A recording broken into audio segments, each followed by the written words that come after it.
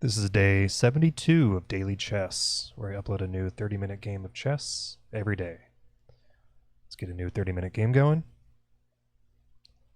We got the white pieces today. 1 e4, e5, knight to f3, the king's knight variation. We have bishop b5, the ruy-lopez. Oh, opponent plays knight to e7, which I'm not familiar with. We'll go and get castled, which I think is a good move whenever you don't know what's going on. They kick our bishop, which is great. Classic move. Knight comes out to g6. Yeah, very unfamiliar territory for me. Let's proceed thoughtfully. They've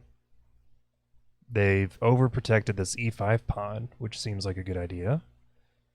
Can we do anything to threaten it? What if, we could play d4. They take. Seems fine. Yeah, I don't see why we can't play d4. Just get that pawn all the way out there. If we can take with d5.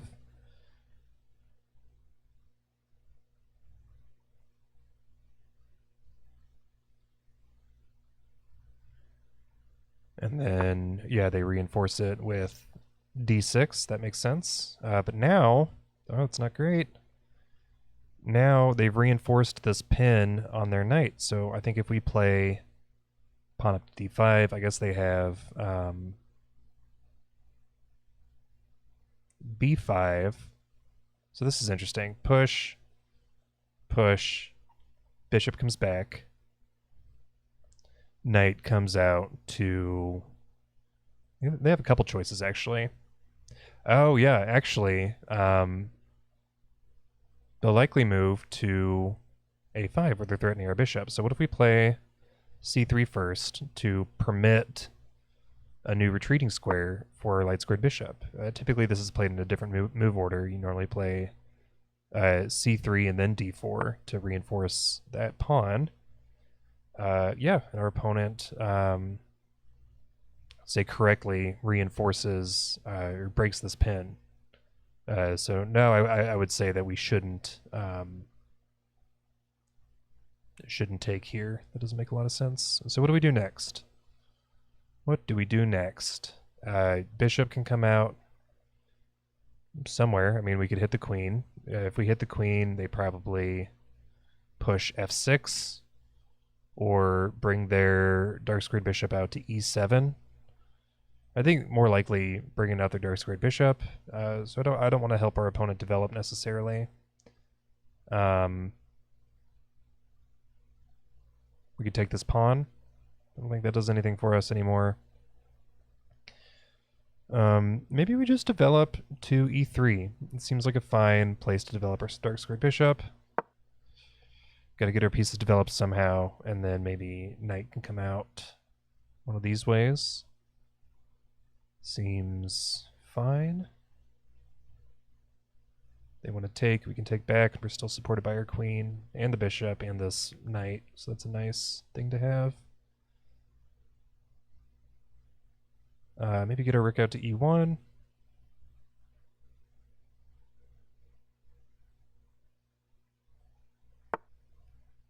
They drop their knight back. That's interesting. So they could take here. We take back with our queen with check. Okay. Seems fine. I think, yeah, maybe knight out. I guess we have a couple options. We have knight out here.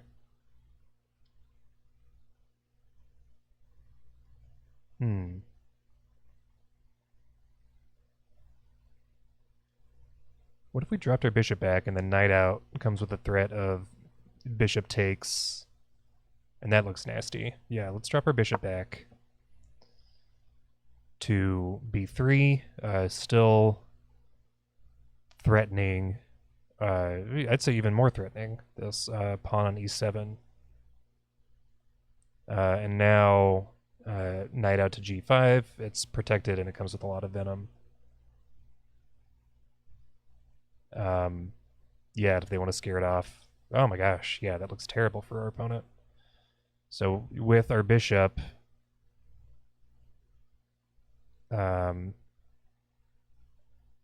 attacking f7, knight up to g5 threatens this fork of the queen and the rook. But they don't go for it. They get their knight out. Oh, this is interesting. Ooh, I see potentially a tactic here. Bishop takes. King takes. Knight out to g5, protected by our dark square bishop, and that's check. So then we will be able to pick up their light squared bishop, and we've ruined castling. Okay, that's a cool tactic. So bishop takes on f7 with check. Their king has to move or take back.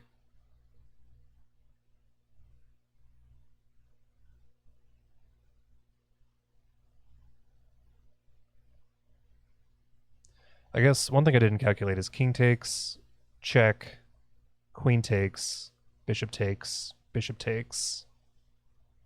rook takes, and then what happens? We're down a bishop and a queen, and they're down a bishop and a queen.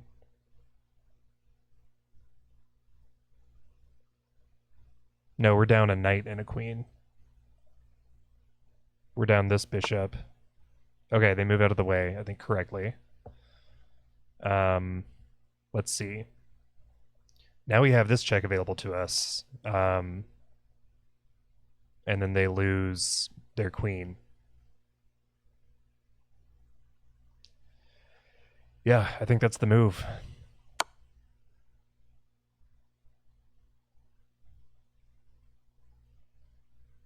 Looks like probably king takes here now.